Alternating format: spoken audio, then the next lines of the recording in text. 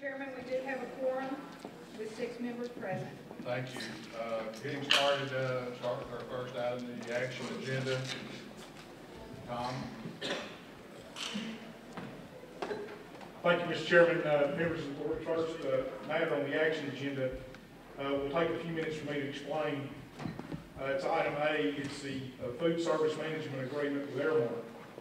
Let me just provide a little background for the Board of Trustees and those in the room. The existing agreement with Airmark as our food service provider was entered into in 2005. That was for 7 years. That contract will expire by its terms on June the 30th, 2012. What we did was we amended it in 2009, and not to extend the term, but to add some other provisions.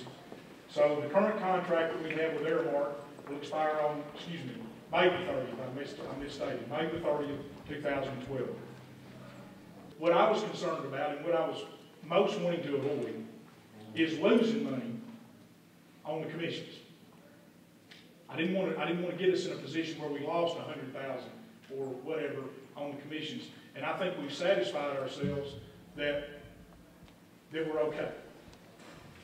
And if we're not okay, in a year we're going to go back and I'm going to talk to the College of Business and we're going to go visit with Airmark. Because the meal plan rates are going to be renegotiated every year. And one thing I should mention, Mr. Chairman, is while it only goes up 1% this year, there is a CPI indicator so that if the food price, consumer price index for food goes up by more than 3%, they do get a 3.5% raise in subsequent years. But that's pretty standard throughout the economy and how these things work. If it's less than 3%, then we're going to negotiate it down below 3. So the hope is that each of the out years, years 2 through 10, that the cost of the food to the student stays as low as possible. Okay, do we have any comments from Austin?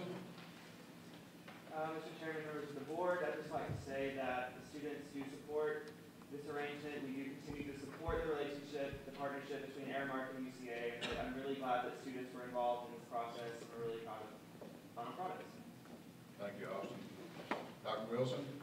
No, sir. No comments. Ms. Winters?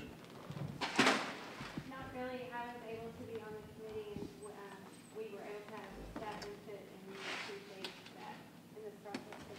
Okay, thank you. Any further comments? We have a motion. Second by Ms. Hinkle. All in favor? Aye. Opposed? Okay, the motion passes unanimously.